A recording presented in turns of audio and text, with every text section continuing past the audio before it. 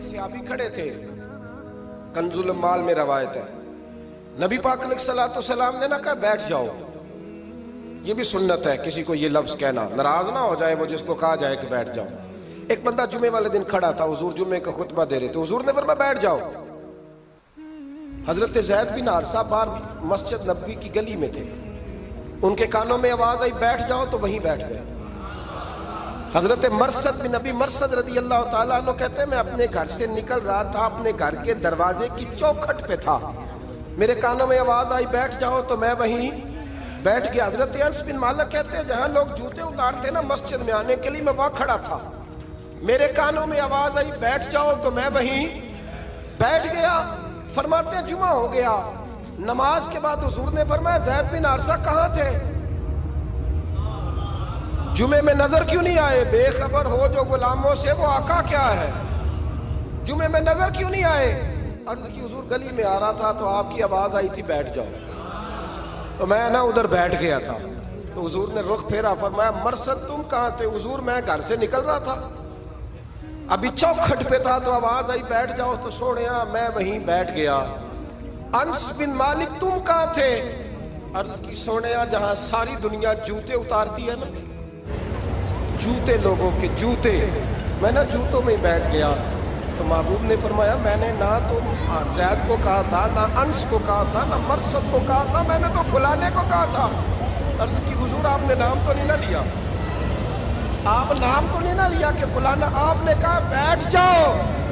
حضور ہم غلامی والے لوگ ہیں، ہم ویسے نہیں کرتے، جس کے کانوں میں جہاں آواز گئی وہ وہیں بیٹھ گیا۔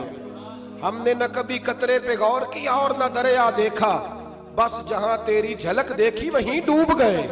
یہ کیا بات ہوئی کہ اللہ رسول سے رشتہ بھی ہے تو کرتا ہوں تو دیکھتا ہوں تو دیکھ لیتے ہیں تو چلتے ہیں، نہ یہ کچے لوگوں کی باتیں، یہ کمزور لوگوں کی باتیں، یہ ان لوگوں کے معاملات ہیں کہ جو بڑے چھوٹے دل کے لوگ ہیں۔ آپ نے کہہ لیا اللہ ہمارا رب ہے تو قرآن کہتا ہے جب کہہ لو نا کہ اللہ رب ہے، ان الذین قالوا ربنا اللہ ثم استقاموا تتنزل علیہم الملائکہ، جب تم نے کہا کہ اللہ ہمارا رب ہے تو پھر ڈٹ جاؤ، اللہ تمہاری مدد کے لیے فرشتوں کو بھی نازل فرما دے۔ حضرت ابو ذر غفاری کلمہ پڑھنے آئے، حضور صلی اللہ علیہ وسلم نے بڑی ساری نصیحتیں فرمائی۔ ایک نصیحت حضور نے فرمائی، ابو ذر ادھر دیکھنا میرے یارو میری طرف، ایک نصیحت حضور نے یہ فرمائی، فرمایا ابو ذر لوگ نا تجھے میرا نام لے لے کے تانے دیں گے کہ تو بھی ان کا ہو گیا ہے، جے کر یار دے نام دا ملے میڑا۔ ہاں لوگ تجھے تانے دیں گے، کہیں گے اب تو بھی ان کا ہو گیا ہے، تو بھی اپنے باپ دادا کا دین چھوڑ گیا ہے۔ تو کہا کہ ملامت جب لوگ تجھے کرے نا تو ملامت کرنے والوں کی پرواہ نہ کرنا، تانا دینے والوں کی پرواہ۔ تانے بڑے مزیدار ہوتے ہیں، آپ یقین کریں، تانے بڑے مزیدار ہوتے ہیں، بڑے شاندار ہوتے ہیں تانے، اور ان میں نا کئی دفعہ بڑا چسکا ہوتا ہے۔ کبھی کبھی کچھ باتیں یاد آتی ہیں کہ فلاں بندے نے فلاں موقع پہ فلاں بات کی تھی، کبھی کبھی یاد آتی ہے اور دل بھی کرتا ہے اس کو یاد کرائیں، پھر خیال آتا ہے کہ یہ بات نہ کرتا تو شاید اللہ اتنا اونچا اڑنے کا موقع ہی نہ دیتا۔ تندی یہ بات مخالف سے نہ گھبرا اے عقاب، یہ تو چلتی ہے تجھے اونچا اڑانے کے لیے۔ تو نبی کریم علیہ السلام نے کہا ابو ذر ذرا غور کیجیے گا بات کا، لوگ نا تجھے اب تانا دیں گے، برا کہیں گے۔ اب تو جو دین قبول نماز پڑھتا ہے لوگ شاباش دیتے ہیں، تبلیغ کرتا ہے لوگ، اس زمانے میں تو تانے ملتے تھے، لوگ تانے دیں گے، ذرا خیال کرنا۔ کہا یا رسول اللہ بس وعدہ ہو گیا، دے لے جس نے جتنا تانا دینا ہے دے لے، ختم ہو گئی بات۔ حضرت ابو ذر نا یہ اس وقت صحابہ چھپ چھپ کے نمازیں پڑھتے تھے حضرت زید بن ارقم کے گھر میں، دار ارقم، وہاں سے باہر نکلنے لگے نا کلمہ پڑھ کے حضور سے وعدہ کر کے، تو دروازے پہ گئے تو ایک صحابی نے کہا کہ ابو ذر ابھی باہر جا کے بتانا نا کہ میں مسلمان ہو گیا، ایک تو لوگ تمہیں تانے دیں گے اور دوسرا ہو سکتا ہے مارے بھی، باہر جا کے بتانا نا ورنہ لوگ نا برا کہیں گے۔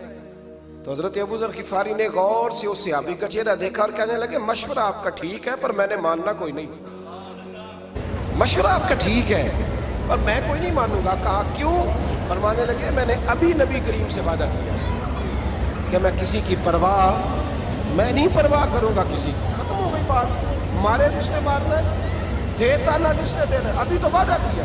یہ کیا بات ہوئی کہ لوگ کہیں گے تو مولوی ہو گیا, لوگ کہیں گے تو غلام ہو گیا, لوگ کہیں گے تو دنیا دار ہو گیا. وہ جی بچے کی شادی پر بینڈ باجا نہ بجایا تو دنیا تانے دے گی. دنیا کون ہوتی ہے؟ کبھی آپ نے یہ سوچا ہے کہ آپ نے دو شخصیتوں کو بیچ میں رکھا تو آپ نے وزن کس کا کیا؟ ایک طرف دنیا, دوسری طرف اللہ رسول کا دین.